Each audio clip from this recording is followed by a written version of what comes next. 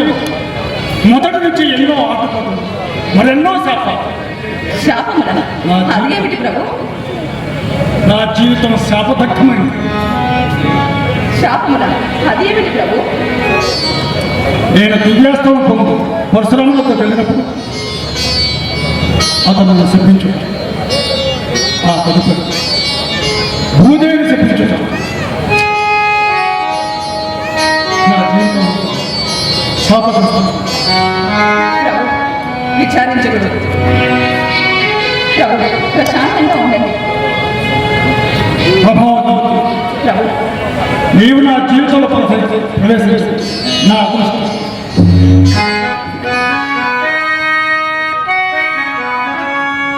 నేను ఎప్పుడు వెలుగులేను, చీకటిలో ఉండేవారు వెలుగులోకి రావాలని కోరుకుంటూ ఈ నా ప్రయత్నం నిరంతరం సాగుతూనే మనిద్దరు కలిపిన ఆ మహాదేవునికి కోటి వందనము.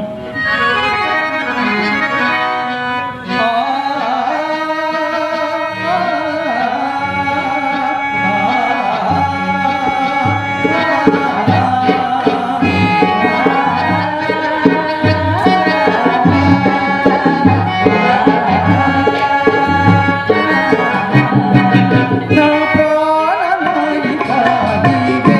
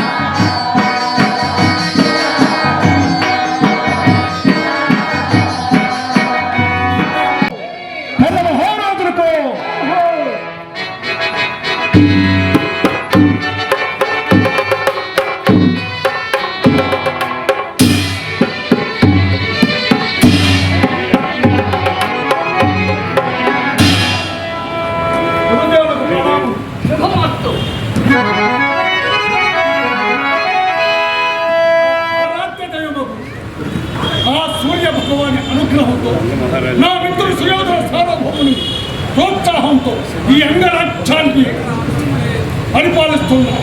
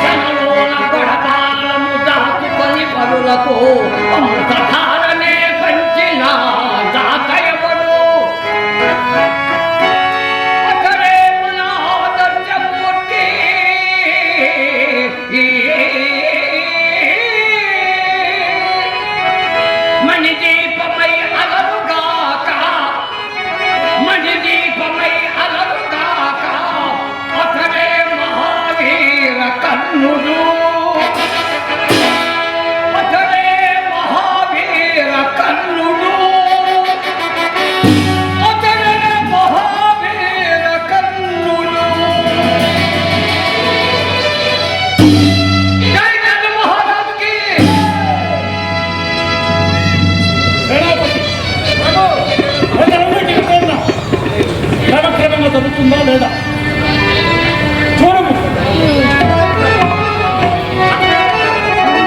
సేనా నాయకులారా, మీకు ఎదురు వెళ్ళే ఏర్పాట్లన్నీ చేయండి.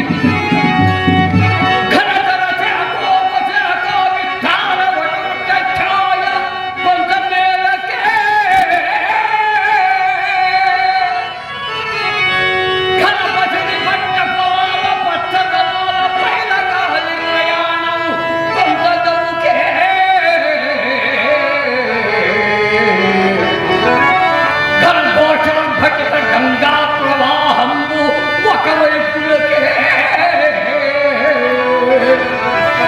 సందర్భమైన మీ కీర్తి చంద్రికలు ఎల్లది తెలను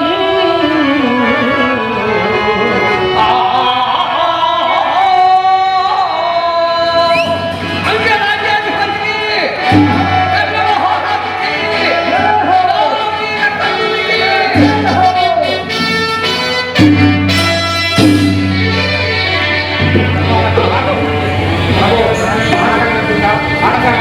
పెట్టి ఆ మాట వినకుండా పాఠశాలలో పెట్టి పాఠశాలలో పెట్టి ఈ సభలో ప్రవేశిస్తున్నాం. మనం తెలియజేస్తాం. నీ పేరు? నా పేరు గాలిపడతాడు. మరి నీకు తల్లిదండ్రులు లేరా? మా తల్లిదండ్రులు ఎవరో నాకు తెలియదు. నీకు అమ్మ కూడా లేదా? మా అమ్మ ఎక్కడుందో నిజంగా నాకు తెలియదు.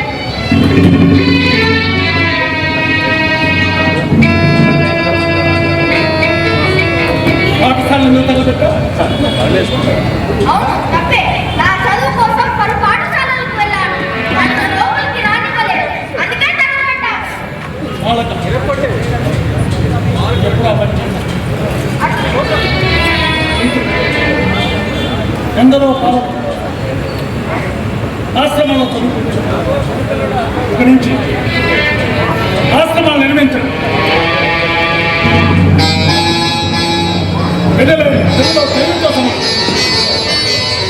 సేనాపతి, మన అంగరాజ్యంలో బాలల వికాసము కొరకు పాఠశాలలను విద్యాభ్యాస విద్యాలయాలను ఔన్నత్యంగా ప్రవేశపెట్టండి. వెళ్ళండి.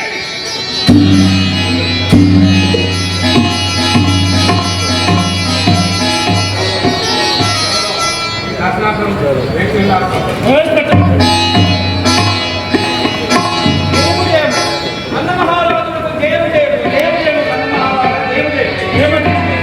మహాప్రభు ఏమని చెప్పుకుంటు నాకున్న ఒక్కగానొక కుమార్తె వివాహ ముహూర్తం దగ్గరికి వచ్చింది.